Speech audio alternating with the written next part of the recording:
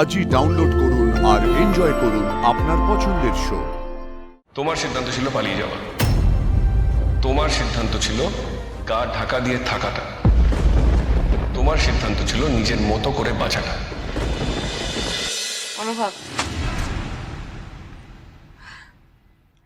আসলে তুমি যদি এই ঘর থেকে বেরিয়ে যাও না, সেটা খুব দৃষ্টিকটু হবে। আচ্ছা বেশ,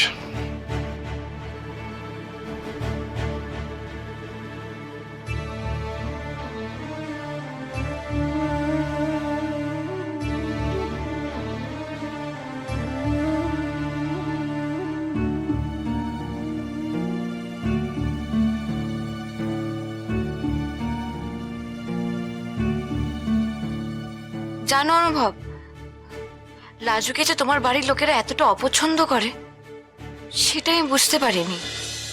আর তুমি তো জানো লাজু আমার কাছে কি, ও শুধু আমার বন্ধু নয়, ও আমার ছোট বোনের মতন।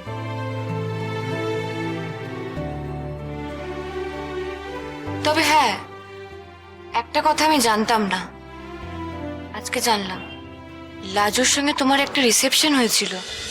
এরকম খবরটা কে দিল? ওই তোমাদের পাড়ার কয়েকজন,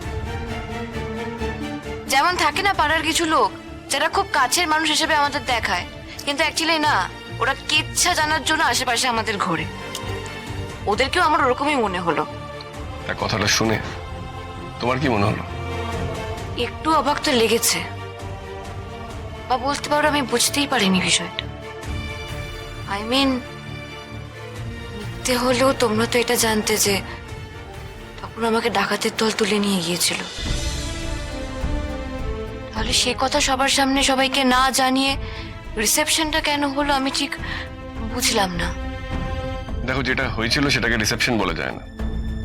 রাজু আমাদের বাড়িতে চলে এসেছিল, আমরা ওর মা বাবার কাছে ওদের গ্রামের বাড়িতে ছুটেছিলাম, সেখানে ওকে তারা রিফিউজ করে। এইসব ঘটে যাওয়ার পরে রাজুকে নিয়ে যখন ফিরে আসা হলো, তখন জনে জনে কাউকে বলার টাইম হয়নি যে রিসেপশনটা আর হচ্ছে না। ঠিক হয়েছিল যারা আসবে তাদের খাইয়ে দাইয়ে সবকিছু বলে পাঠিয়ে দেওয়া হবে, কিন্তু এর মধ্যে কেউ কেউ ধরে নেয় লাজুই নতুন বউ। আর সব থেকে জঘন্য ড্রামাটা করেছিল লাজুর বাড়ির লোক। ওরা না বলে তত্ত্ব নিয়ে চলে এসেছিল, তাই ব্যাপারটা ঘোরালো হয়েছে। এনিওয়ে, তোমার মনে কনফিউশন হয়েছে দেখে বলে দিলাম। তোমার কিছু না বলার হলে তুমি নাই বলতে। আমার শুনে অদ্ভুত লেগেছিল বলে আমি তোমাকে এই কথাটা বললাম। আমি যদি কিছু না বলতাম তাহলে তুমি অনেক কিছু ভেবে নিতে, তাই না?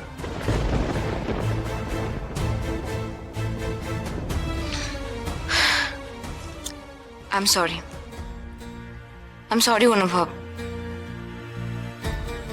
আমার কথাটা তোমাকে এইভাবে ইরিটেট করবে সেটা আমি বুঝতে পারিনি। একটা রিকোয়েস্ট করবো অনুভব, দেখো আমাদের মধ্যে সবকিছু ঠিক হলেও, যদি কোনোদিনও সবকিছু ঠিক হয়, সেটা হতেও অনেক সময় লাগবে আমি জানি, কিন্তু এই সময়টা আমরা তিক্ততা না বাড়ানোর চেষ্টা আমরা করতে পারি, তাই না? আর বাড়ির সকলের সামনে তো আমরা স্বাভাবিক থাকতে পারি না? দেখো, আমাদের সম্পর্কের মধ্যে যে ফাঁক পুকুরগুলো রয়েছে, সেগুলো সবার সামনে তো বিরাট করে বিজ্ঞাপন করার মানে নেই, তাই না?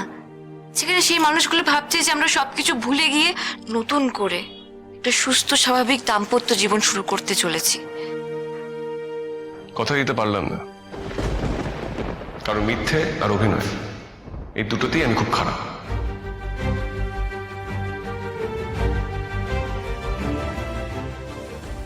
আর হ্যাঁ, এই প্রতিবেশীদের এত কথা, এত কনফিউশন, এত হিউমিলিয়েশন, এর রুট কজটা কি আশা করি তুমি মনে রাখবে। তোমার সিদ্ধান্ত ছিল পালিয়ে যাওয়া, তোমার সিদ্ধান্ত ছিল গা ঢাকা দিয়ে থাকাটা, তোমার সিদ্ধান্ত ছিল নিজের মতো করে বাঁচাটা।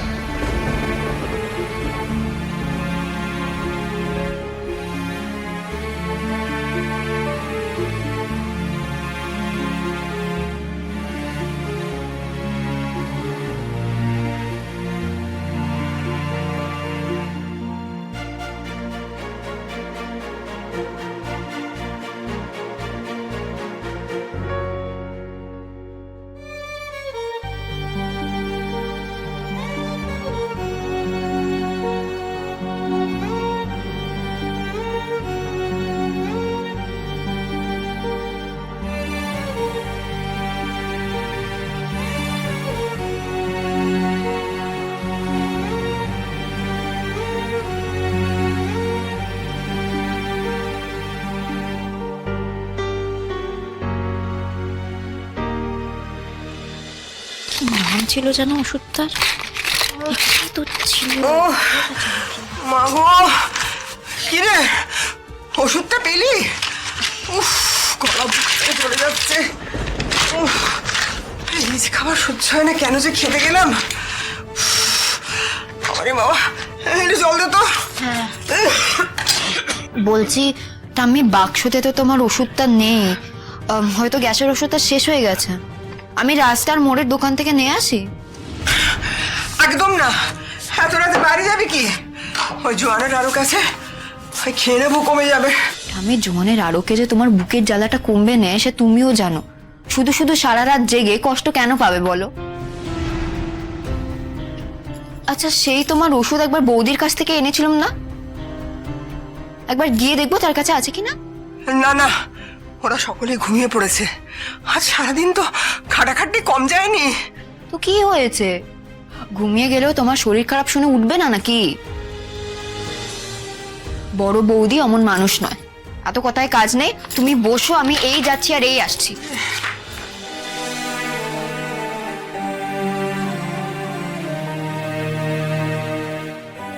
কি করব? বলে দেবো অনুভবকে সব? বলে দেবো ময়ূকের কথা?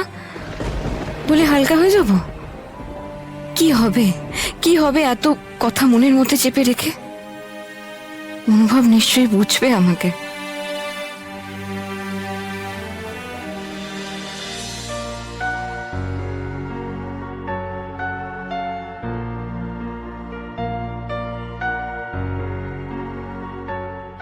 অনুভব, বলছি তুমি যদি খুব ব্যস্ত না থাকো তাহলে আমার তোমার সঙ্গে কিছু কথা ছিল। বনলতা, আমার একদম শোনার সময় নেই।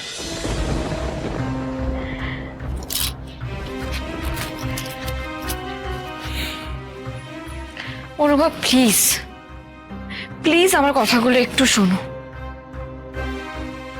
দেখো, আমরা যখন সম্পর্কটা দুজনেই মেনে নিয়েছি তখন অ্যাটলিস্ট আমি আমার দিক থেকে সম্পূর্ণ চেষ্টা করতে চাই এই সম্পর্কটাকে বাঁচিয়ে রাখার।